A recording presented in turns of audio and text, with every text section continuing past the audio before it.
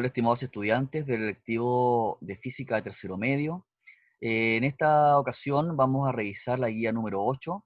Vamos a seguir hablando de astronomía moderna y recuerden que en la clase pasada o la guía pasada estuvimos hablando de las galaxias y sus propiedades físicas. En esta oportunidad vamos a seguir hablando de ello, pero de otro tema que también es tan importante y que a veces genera tanta curiosidad y confusión como es, por ejemplo, medir el tamaño de una galaxia o medir la masa de una galaxia. Ustedes se preguntarán, ¿y cómo los científicos y los astrónomos hacen eso? Si son objetos que están tan distantes y la verdad que no tenemos cómo hacerlo directamente. Bueno, todos los métodos que se usan son indirectos, ¿ya? Y vamos a partir, ¿cierto?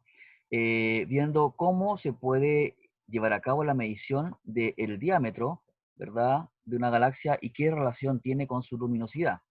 Ya medir la distancia a la que se encuentra una galaxia por métodos indirectos nos sirve para posteriormente determinar su tamaño. ¿Ya? Y aquí hay varios conceptos que van a ir surgiendo, como por ejemplo el diámetro o tamaño angular. ¿Sí? Aquí tenemos una galaxia, la fotografía nos muestra la nube pequeña de Magallanes y cómo se ha logrado determinar su tamaño y se puede determinar su masa. Es una masa estimada, obviamente. Estamos hablando de millones y millones de kilogramos. Más abajo vamos a ver unos cálculos donde se puede apreciar, ¿verdad?, que la masa son bastante elevadas. Bueno, una otra forma, ¿cierto?, de medir el tamaño de una galaxia es, si no es por el tamaño angular, ¿cierto?, el diámetro angular, es por la emisión de rayos X de la galaxia. Todas las galaxias, ¿cierto?, todos los objetos que son luminosos, sobre todo en el espacio, emiten una gran cantidad de radiación y entre ellos están los rayos X, con los cuales, ¿cierto?, se puede medir también indirectamente qué tamaño puede tener. ¿Ya? Aquí ya estamos mostrando, ¿cierto?, algunos ejemplos más concretos de cómo poder medirlo. Ya, por ejemplo, aquí tengo dos personas que están ubicadas a una cierta distancia. Y yo a lo lejos puedo ver, ¿cierto?, el tamaño de una persona o la altura de una persona que después va a significar el diámetro de una galaxia, lo puedo ver, ¿cierto?, más pequeñito. Por lo tanto, ¿cierto?, si yo sé a qué distancia estoy de esa persona, en este caso, a qué distancia estoy de un observador de la Tierra, de una galaxia, ¿sí? Si sé esa distancia, que la puedo determinar por otros métodos, por ejemplo, con el efecto Doppler, puedo determinar a qué distancia estoy de una galaxia, ¿ya?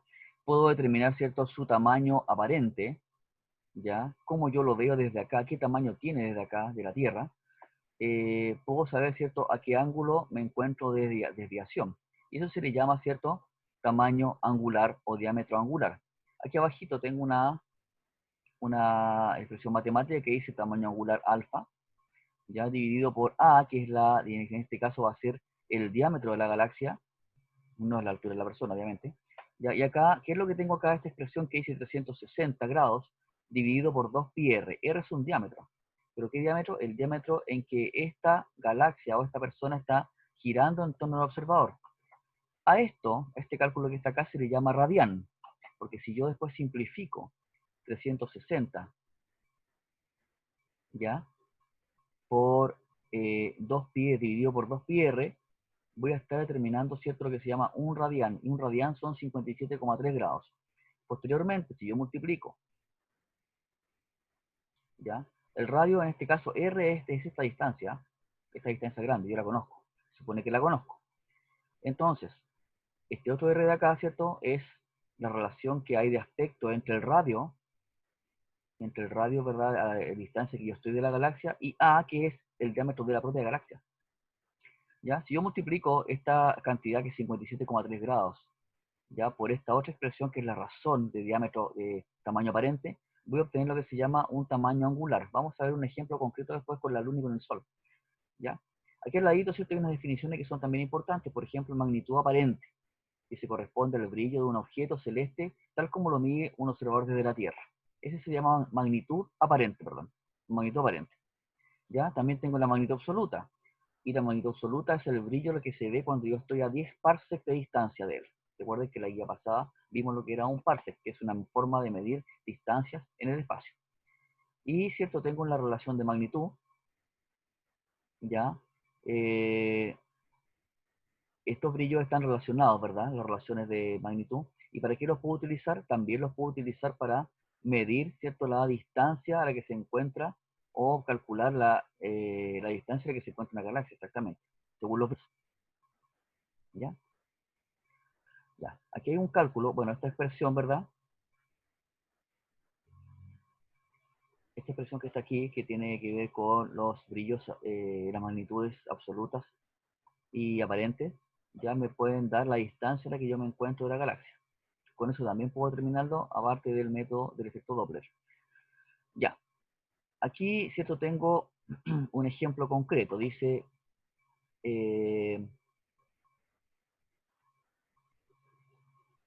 lo puedo utilizar para un objeto, ¿verdad?, que está cercano como la Luna, y encontrar mi relación de aspecto o mi tamaño angular. Y fíjense que en la Luna, yo qué es lo que tengo acá, estoy multiplicando mi tamaño angular de la Luna, ¿verdad? Miradas de la Tierra, tengo 57,3 por, eso que está ahí es el diámetro de la Luna, 3.476 kilómetros. Si lo divido por la distancia que hay desde la Tierra a la Luna, siempre desde sus centros, que son 384.000 kilómetros, obtengo un 0,52 grados. Eso 0,52 es este ángulo que se ve acá, marcado como un arco rojo. ¿Ya? Ese es el ángulo que yo estoy teniendo para observar la Luna. Y con eso puedo saber varias cosas. Por ejemplo, su masa. ¿Ya? Ahora, aquí en este párrafo, ¿cierto? Está una pregunta. Dice, ¿qué efecto astronómico se origina debido a esta coincidencia en sus tamaños angulares? Bueno, el eclipse total del Sol. Cuando calculemos más abajo el tamaño angular del Sol mirado desde la Tierra, ¿cierto? Nos vamos a dar cuenta que también es este mismo numerito, 0,52 o 0,53. Por lo tanto, ¿cierto? ¿Qué quiere decir eso? Que la Luna alcanza a cubrir exactamente al Sol en un eclipse total de Sol. Por eso es que podemos observarlo. Si la Luna estuviese más cerca, la verdad que veríamos un anillo de Sol por fuera, o si estuviera eh, pero si estuviera más cerca la veríamos más grande, ¿verdad? Taparía completamente el Sol, no podríamos ver el efecto que vemos ahora, no podríamos ver la corona del Sol, por ejemplo, pero si estuviera más lejos la Luna, la verdad que no podríamos ver un eclipse total, veríamos solamente un anillo por fuera y sería distinto. Hoy en día, en este momento, ¿verdad? Y eso va a perdurar por muchos millones de años más todavía, la Luna se encuentra a un tamaño angular exactamente igual que el tamaño angular del Sol.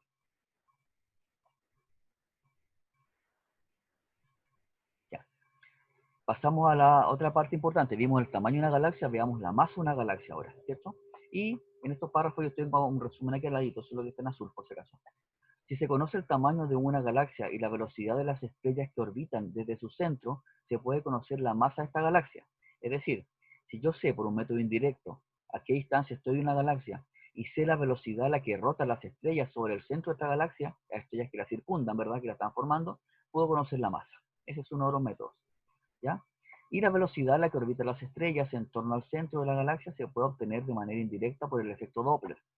En este caso, como las estrellas se están girando, por un lado se alejarán, ¿cierto? Las que van alejándose de mí, ¿cierto? Cuando rota estas estrellas, y habrá un corrimiento hacia el rojo. Más abajo recuerdo en el efecto Doppler a qué se refiere el corrimiento hacia el rojo.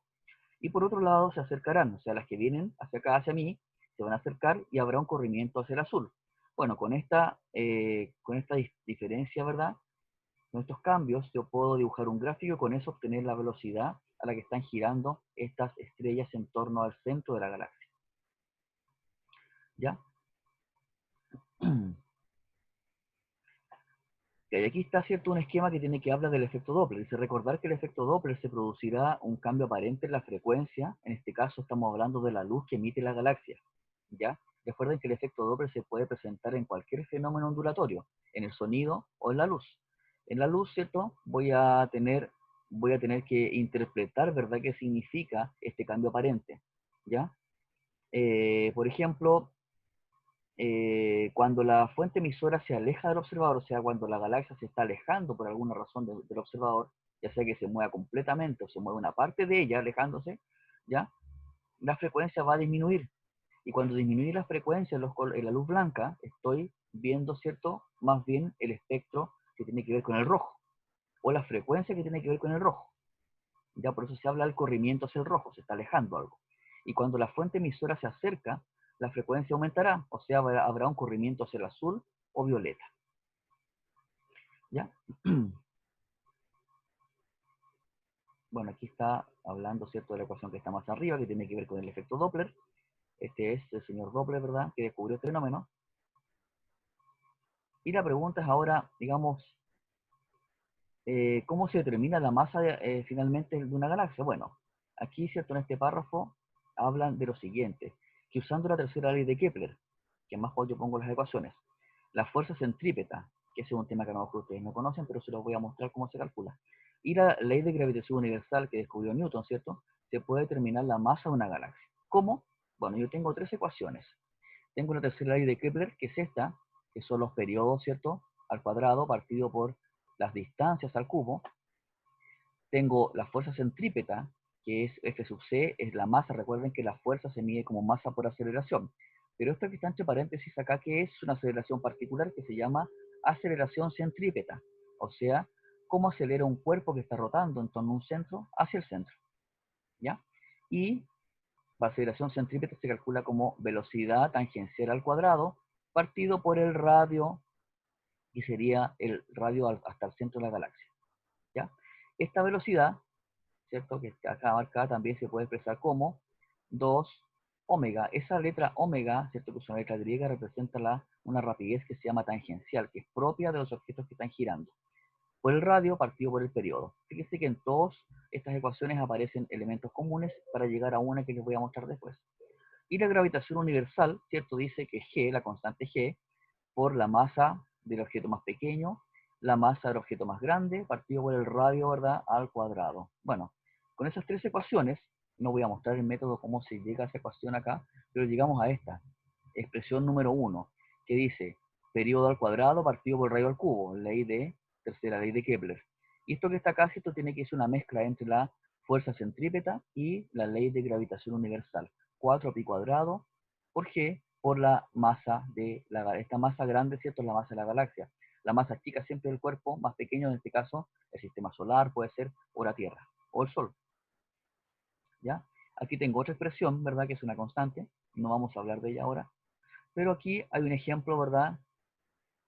Que nos dice, las observaciones astronómicas indican que el Sol describe una órbita circunferencial alrededor del centro de nuestra galaxia. El radio de la órbita es de 28.000 años luz, aproximadamente, y su periodo de una revolución completa es de 220 millones de años. Es decir, el periodo, el tiempo que tarda en dar una vuelta completa el Sol a la galaxia son 220 millones de años. En este movimiento el Sol experimenta una atracción gravitatoria de una gran cantidad de estrellas que están dentro de su órbita. A. Calcula la masa total de las estrellas a partir de los datos anteriores. Bueno, si me piden la masa total de las estrellas, me están pidiendo la masa prácticamente de la galaxia. ¿Ya?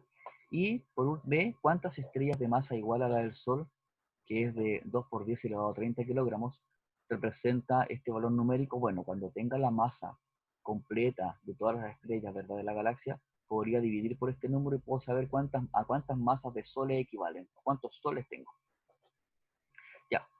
Primero, ¿qué tenemos que hacer? Vamos a usar esta expresión. En la masa, ¿cierto? Despejamos de aquí arriba, de esa ecuación, vamos a despejar la masa. ¿Y cómo nos queda? Nos queda así. Masa es igual a 4pi cuadrado por r cubo, partido por g, por t cuadrado. ¿Ok? Lo primero que vamos a hacer es cambiar el periodo a segundos. Como yo sé que son 220 millones de años, entonces voy a multiplicar por 365 los días que tiene el año, por 24, que es las horas que tiene el día, por 60, que son el número de minutos que tiene cada hora, y por 60, que es el número de segundos que tiene cada minuto. Y eso me da un número en segundos. ¿Ya? Tengo que trabajar en unidades internacionales, por eso es que estoy usando los segundos. Entonces eso me da que es 6,94 por 10 elevado a 15 segundos. ¿Ya? La constante de gravitación universal, ¿cierto? Que es esa. Reemplazamos en la ecuación, ¿cierto? Que tengo el radio. Sí, tengo el radio. Ah, pero aquí faltó algo importante. Nosotros tenemos que cambiar, ¿cierto? Este radio, esta distancia, que son 28.000 años luz, lo debo llevar a metros. Ya aquí no está el cálculo de... Ah, aquí arriba está, sí. Dice 28.000 años luz es igual a 2,65 por 10 elevado a 20 metros. Debo trabajar en metros, no me sirve la unidad año luz. Entonces, tengo, esta ecuación me queda 4 por pi cuadrado por 2,65 por 10 elevado a 20 metros al cubo, recuerden que es el radio, la distancia, y el periodo ¿cierto? Perdón, G, que es 6,67 por 10 a la menos 11, y el periodo, que es 6,93 por 10 elevado a 15 segundos, y esto al cuadrado. Si yo meto eso en la ecuación, ¿verdad? La masa de la galaxia me da 2,3 por 10 elevado a 41 kilogramos. O sea, elevado a 41 kilogramos. No sé si alguien se podrá imaginar cuánta masa es eso, pero es mucho. Pero es la masa de una galaxia, ¿ya? Y como la masa del Sol es 2 por 10 elevado a 30, yo divido esa cantidad que acabo de calcular, que es 2,3 por 10 elevado a 41 por 2 por 10 elevado a 30, me da que habrían 1,15 por 10 elevado a 11 estrellas similares al Sol. A eso equivale esa masa. ¿Ya? Bueno, acá están los ejercicios que voy a ir resolviendo uno a uno. Dice, ¿qué importancia tiene la medición de la distancia a la cual se encuentra una galaxia? Bueno, es importante para medir su diámetro y su luminosidad, lo que a su vez será importante para medir su tamaño angular e directamente su masa. 2. ¿Qué es el tamaño angular de una galaxia? Es una relación de tamaños de distancia y diámetro aparente. Corresponde al tamaño que aparenta tener visto desde la Tierra. Está medido en ángulo, sí. ¿Ya? ¿Qué otros métodos se pueden usar para medir el tamaño de una galaxia? Bueno, por la emisión, ¿cierto?, de rayos X que una galaxia genera. 4. Calcule el tamaño angular del Sol si se sabe que su diámetro es de, 1.392.700 kilómetros y la distancia con la Tierra es de 149.600.000 kilómetros. ¿Ya? Entonces, el tamaño angular del Sol es, aquí hice la relación, multipliqué por 57,3, ¿cierto? Y me da 0,53. Recuerda que antes cuando vimos el tamaño angular de la Luna del 0,52, bueno, hay una pequeña diferencia, ¿cierto? Por un tema de cálculo, pero es exactamente el mismo y eso coincide con que podamos ver, ¿cierto?, la Luna cubriendo totalmente al Sol en un eclipse total de Sol. 5. ¿Con qué datos se puede calcular la masa de una galaxia? Bueno, observando las estrellas de la parte exterior y conociendo el tamaño de la galaxia y la velocidad a la que giran las estrellas en torno a su centro. Y usando la tercera ley de Kepler y las fuerzas centrípetas. Y bueno, y obviamente la gravitación de Newton también. ¿Ya? 6. ¿Qué utilidad tiene el efecto Doppler en el estudio de una galaxia? Con este método se puede conocer la velocidad a la que gira, si se está alejando o acercando respecto de la Tierra. Y 7. ¿Qué significa el corrimiento hacia el rojo? El corrimiento hacia el rojo está relacionado con el cambio aparente de frecuencia de la luz blanca cuando el foco emisor, galaxia en este caso, se está alejando del observador de la Tierra, y es una aplicación del efecto Doppler. Número 8. Y esta es la última. Dice, calcula la masa de una galaxia y se sabe que una estrella que gira alrededor de esta en un radio de 30.000 años luz tiene un periodo de rotación de 280 millones de años. Bueno, ese ejercicio es exactamente igual al que vimos recién, más arriba, ¿cierto? Pero ahí hemos cambiado los números. Yo transformé acá un año luz a metros y me da 2,838 por 10 elevado a 20 metros. ¿Ya? Y los segundos, ¿cierto?, que tiene que ver con 280 millones de años, son 8,83 por 10 elevado a 15 segundos. Si yo tomo estos datos y los pongo en la ecuación, la verdad que la masa de esta galaxia me da que es 1,735 por 10 elevado a 41 kilogramos. Bien, ustedes saben que cualquier pregunta me la pueden hacer al correo oficial y nos estaremos viendo en el próximo video analizando la guía número 9. ¿Ya? No me despido y que estén muy